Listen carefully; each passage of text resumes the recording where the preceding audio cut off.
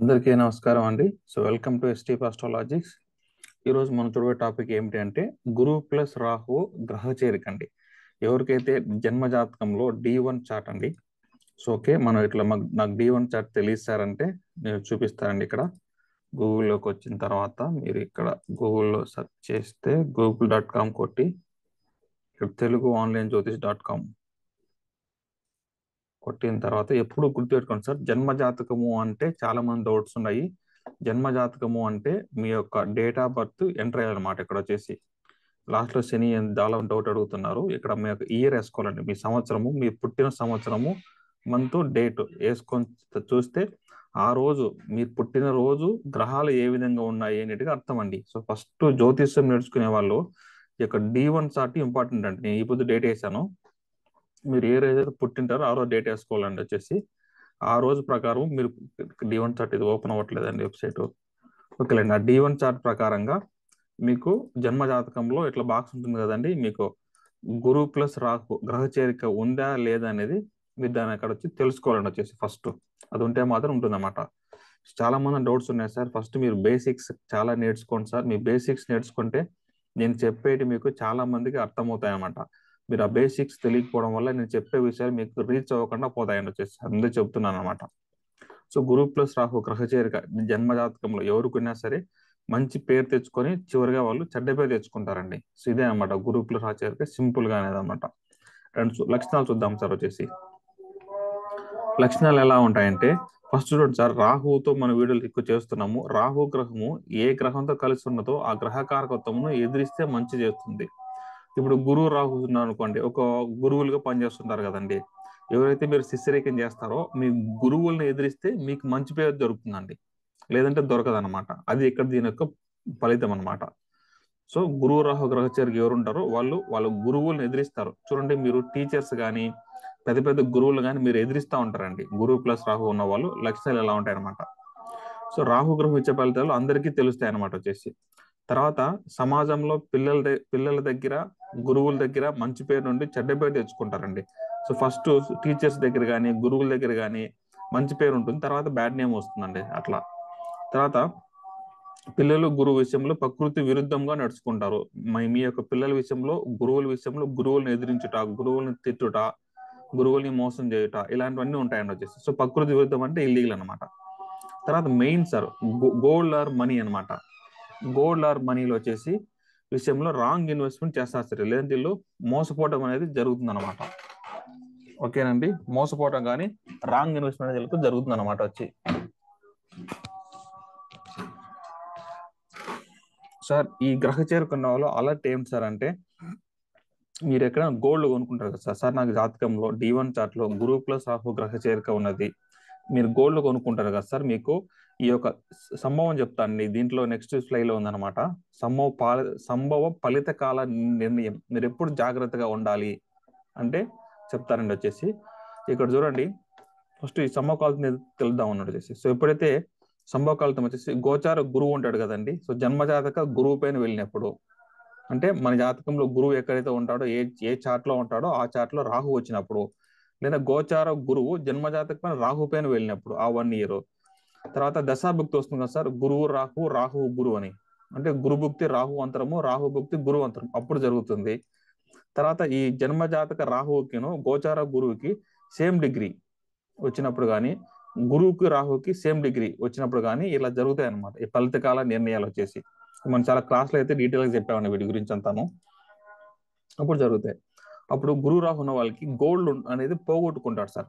ఎవరైనా గుర్తుపెట్టుకోండి సార్, నా జాతకంలో గురువు రాహు గ్రహ చేరుకుంటే మీరు గోల్డ్ పోగొట్టుకుంటే మీకు మళ్ళీ దొరకదు. అంతే సార్ పరిహారం, దానికి ఏం చేయలేమన్నమాట. ఓకేనండి, అదే అనమాట.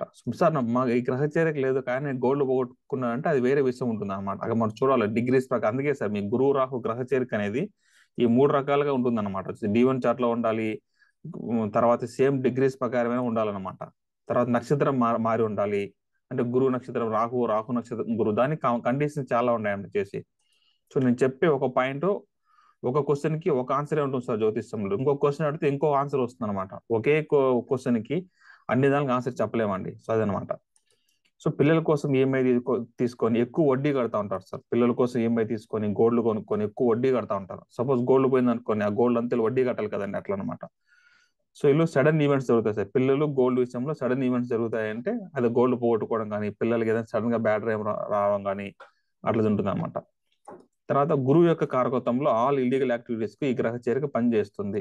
సార్ గురువు ఇక్కడ వక్రీకరించాలన్నమాట. గురువు రాహు గ్రహ చేరుకున్నా కూడా ఇప్పుడు గోల్డ్ కదా సార్, గురువు అంటే క్యాష్ గోల్డ్ హవాలా మెయిన్ ఇది ఎవరికి పనికి వస్తుంది అంటే సార్ హవాలా అనమాట. హవాలా చేసే వారికి, గోల్డ్ ఇల్లీగల్ గా ట్రాన్స్ఫర్ చేసే వారికి బెస్ట్ గ్రహ చేరిక అనమాట. ఇప్పుడు మనం చెప్తాం కదా సార్, ఇప్పుడు స్పిరిచువల్ గా ఉండాలి కదా సార్ మనం. సార్ ఒక స్పిరిచువల్ గా ఉండాలి, ఒక మంచి టీచర్ గా ఉండాలి, మంచి అస్ట్రాలజర్ గా ఉండాలి, మంచిగా ఉండాలంటే గురువు ప్లస్ కేతు. కేతు అనేది ఆల్ లీగల్ ఇష్యూస్ అండి, లీగల్ సంబంధం అంటే చట్టపరంగా చేసేటవన్నీ కేతు అనమాట.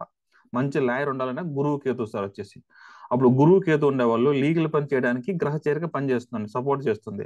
అదే ఆపోజిట్ గా ఏం చేస్తుందంటే గురువు రాహు ఉన్న వాళ్ళకి ఇట్లా చేస్తుంది సార్ వచ్చేసి.